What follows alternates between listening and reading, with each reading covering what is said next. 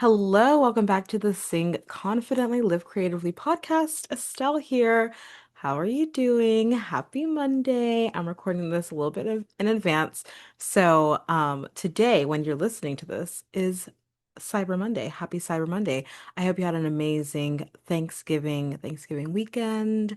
I hope you had time with family, friends, loved ones for those who celebrate Thanksgiving. But yeah. I hopefully mine was good too. I'm assuming it was. But today we're going to jump into what is going to hopefully help you get on a very clear, straightforward path for how you can continue to grow and develop as a singer, especially if you took a break over the Thanksgiving break and you're wanting to come back to singing, you're wanting to come back to performing, auditioning, prepping for auditions, etc. If you do not have a voice practice routine at this point in your journey as a singer, hi, I'm Estelle. I'm a voice coach and I'm here to help you. Okay, so I have a very clear-cut structure for how I practice as a singer and it's the same exact process that I take my students through in every voice lesson.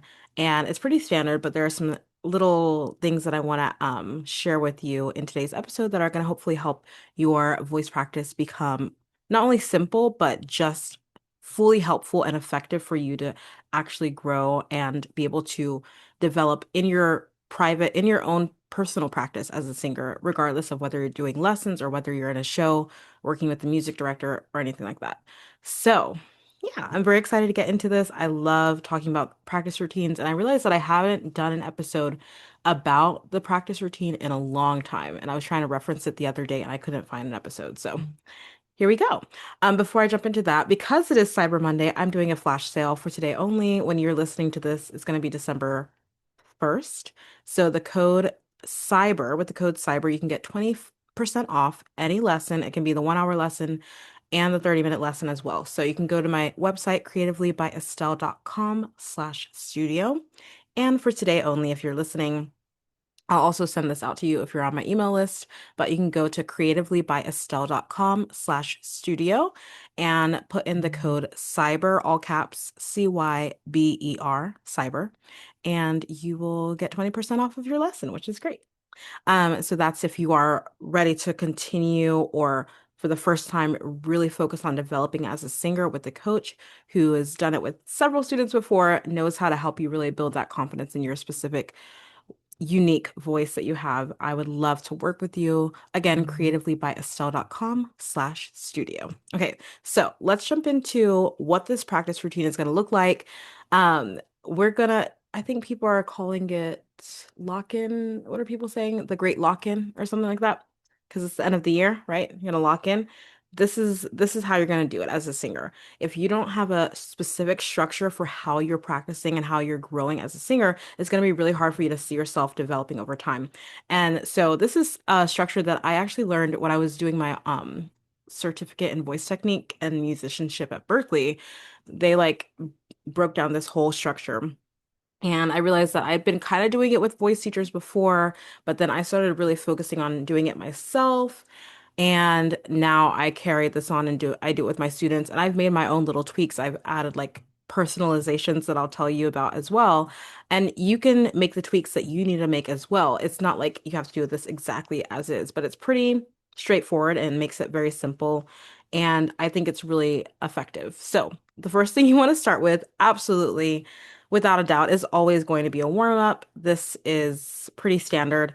So the general warm up that I do is it includes starts with physical movement. So usually like shoulder stretches and neck stretches, and maybe some tongue stretches or jaw stretches, depend or massage depending on the student. I have some students who really struggle with jaw like tension, and so I just have that in their notes that we're gonna do some jaw massaging or like some stretches at the beginning. Also, like I've had students who struggle with tongue tension, so like starting with a tongue stretch was crucial for at the very beginning. So it depends on the student and it depends on you. If you don't really have issues with like opening your jaw, but you're more so like you tend to hold a lot of tension in your shoulders, like I do, then you might want to maybe get an extra stretch in your shoulders because there are muscles that are that are what's it called? Attached to your hyoid bone, which is where your larynx is, and that also attached to muscles in your shoulder. So you gotta like all of that is connected. So getting that at the very beginning of your voice practice routine is essential. Okay. So from there, from that part of the physical movement part, from there you can go into just doing some general like vocalization, warm ups, lip trills, hums, that kind of thing. If you want to just like gently ease your voice into singing and to just get some blood flow going, especially if you're like, if this is the beginning of your day kind of thing. So that's what you would do in your general warm up, if that makes sense. And you guys, I have so many warm up episodes for you guys.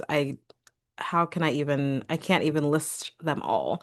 But more recently, I have episode 284, vocal warm up of the day, sing along, episode 282, a 5-minute vocal warm up for musical theater performers, episode 280, a gentle vocal warm up for singers with vocal fatigue. If your voice is feeling tired, like mine was this morning, and I didn't even do a warm up, I just did some vocal misting and like use the nebulizer. So, your warm up is going to look different every single day.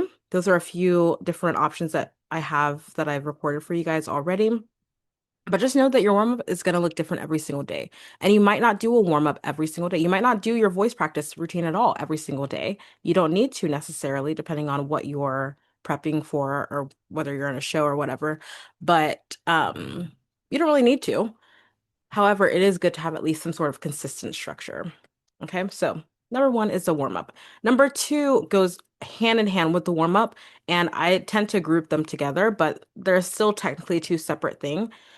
So the second thing is going to be your technique warm up. So your technique exercises. These are specific exercises that are typically geared towards whatever you're working on for that day. So you should already have like in mind a goal of what am I going to work on today in my voice practice. Um, and I ask my students that from the very beginning of every lesson, like, what's our goal for today? What do you want to work on today? Or if they don't know, then I'll share my ideas and we'll collaborate and come up with a goal at the beginning because it just makes it more strategic. So we're, not wasting time. We want to make sure we're making the most of our practice time.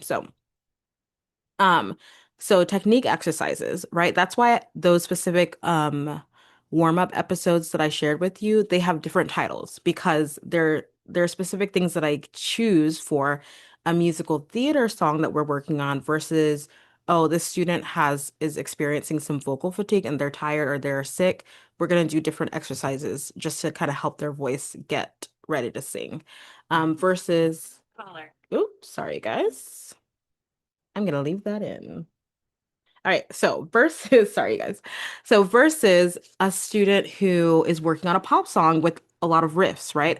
We're gonna do some more flexibility exercises for that kind of thing. So those are specific technique exercises that you can, that's like the second point or second part of the routine is where you're going to do those specific exercises. So if you're working on a song that's a big belting musical theater song, you're going to want to do some exercises that are helping you to connect your chest voice and your head voice, to work on your mix that are helping you with bringing a little bit more of the chest voice or more of a chest dominant mix, helping you work on your vowel modification for that versus if you're working on a song that maybe is more golden age musical theater and maybe you need more of a classical configuration, kind of, you need to work on more singing in your head voice, a little lighter tone and stuff like that. So technique exercises. Okay. Again, all of my episodes, pretty much all my warm-up episodes are coupling the general warm-up and even physical movement. I describe that in the episodes as well, coupling that with technique exercises. So you just go listen to them and sing along with them, and you'll be good to go. All right.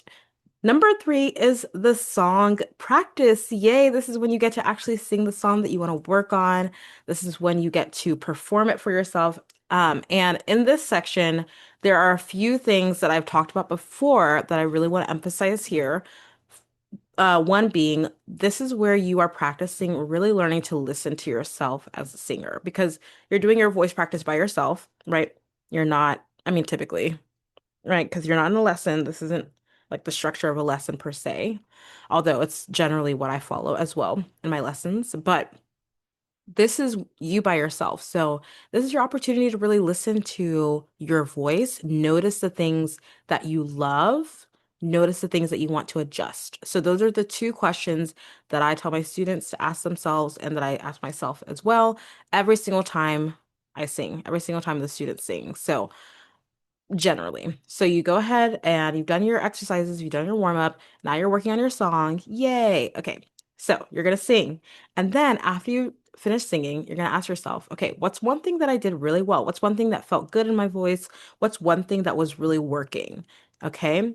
That's helping you to develop a love for your voice and appreciation for your voice, right? So that way we're not going straight to like, oh, this is what I hated. I need to do this. I need to do this. That was awful. Da da da da. Right? We're really good at doing that, but we need to take a step back and first think about, okay, what went well? Because we actually want to make sure that we are we're noticing the good habits so that way we can continue to grow them versus if we ignore them, we don't actually notice what we did well and what we need to keep on doing well and what we need to keep on reinforcing, right? So we need to reinforce the good habits. So make sure that you note what you did well, and then you need to note what's one thing, say it with me, one thing that I need to do to adjust. What's one thing that wasn't working, that didn't feel good in my voice, that I need to adjust, that I need to fix, right? I say one thing at a time just so that you can focus on one thing at a time, right? So, especially in lessons, we don't want to overwhelm ourselves too much. Otherwise, we could pick out a lot of different things at a time, but that's a bit overwhelming. So, focus on one thing. And then, after you know what that one thing is that you want to adjust, now you can go ahead and try again. Try the song again. This is when you can utilize some things that I've talked about, like recording yourself and listening back, recording either audio or video and watching yourself back, whichever one you prefer. But do it.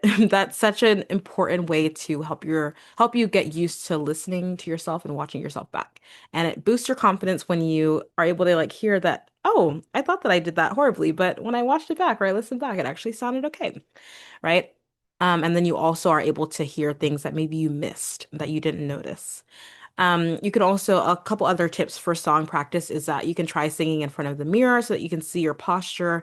You can check for any tension that you don't even notice that you're having, but you can actually see it in your body, even if you're not necessarily feeling it as much, right? So that's singing in front of the mirror or recording yourself, again, in a video of yourself is helpful for that.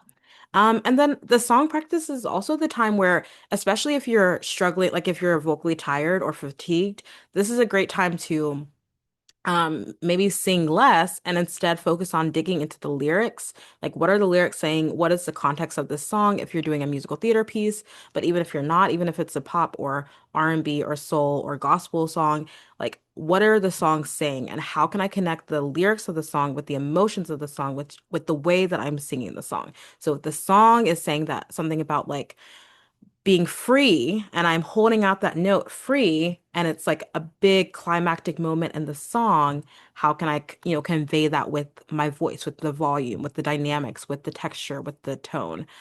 So those are things that you can also play around with without having to necessarily sing the entire time.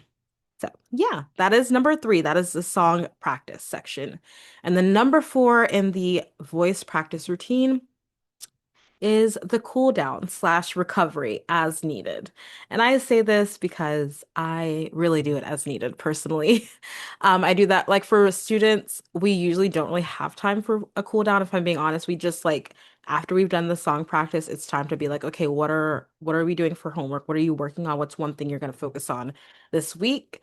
And unless I really am noticing that they're fatigued and we really need to do a cool down together. Otherwise, you can do it when you get off the call, but when you get off the or when you finish the lesson. But yeah, for me personally, I don't cool down as much as I should. I really need to do it more. I've been trying to incorporate it more, but I'm having a hard time. That's why I needed to do some vocal recovery this morning and not actually do a whole practice. But yeah. So that cool down, it can really be the exact same things that you would have done for your general warm up at the beginning, where you were just doing some like lip trills, some gentle vocalizations, ooh, sliding down your range. That can be a great way. I especially encourage like trying to get connected back to your chest voice because that's where you typically speak. So wanting to slide from ooh, you hear the break in my voice because I didn't warm up today. Yeah. Ooh, wanting to get back down to your chest voice, get grounded down there can be really helpful, especially if you've been singing a lot of high notes. You've been singing up in your upper part of your range. So yeah, the cool down can be really helpful for that. Other parts of recovery can be again stretching, um, drinking water, definitely drinking water, misting or nebulizing as needed. So those are the 4 steps of the voice practice routine. It's simple when you just take it with like don't worry about okay, do I need to watch this singer first? Okay, how many warm-ups do I need to do? How many exercises do I need to do? How many minutes does this have to be? This has to be as much time as you have, really, to start with. If you're just starting your routine and you don't know how much time should I set aside, set aside as much time as you are able to do feasibly on a consistent basis. So if you really cannot do, first of all, don't jump into like an hour at a time every day, right? Build up. If you really can't do 5 minutes, if you really can only do 5 minutes a day, do 5 minutes a day. Do one quick warm up at the beginning, one technique exercise, sing your song, and that's it. Cool down. That's it. That's it. That's all you could do. That's okay, right? Um, if you can do 10 minutes every other day, that's great, right? If you can only do it twice a week, 30 minutes each, that's great. You can stretch out your technique time to include a few more technique exercises so that you can really be building your technique gradually. So those are just some extra tips when it comes to time management, but it's up to you. That's why this is simple. You can spread it out more if you want to add more. You need more physical movement at the beginning because you're feeling really tight and tense. Great. You can do a little bit more there and maybe just add in one technique exercise and or maybe just sing your song 1 or 2 times, right? So you can it's flexible enough that you can move things around as you need to, but that's the general structure. Number one, start with your warm up. That includes a general physical warm up and just gentle vocalization. Number two, specific vocal technique exercises. Number three, practice your song. This is a time where you can make adjustments. You can practice listening to yourself. You can record and listen back to yourself. Okay, this is how you can make your practice time effective using these tools. Okay, and then number four is your cool down and recovery as needed. So those are the 4 steps for my simple voice practice routine. You can do this at home. You don't need to do this with a voice teacher. However, if you do want to make sure that you are doing this in a way that's really supportive of your voice and your goals as a singer and a performer, I would love to work with you. You can go to creativelybyestelle.com/studio if you want to grab a lesson. Again, you can use the code CYBER for today only, December 1st, when you're listening to this, and get 20% off.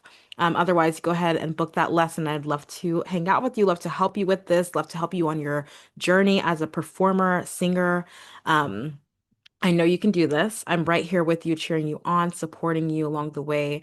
And yeah, I'm so excited that you're here, so excited that you're listening to this. I really hope this helps you and that you're able to apply this and start it literally today if you haven't been using this structure.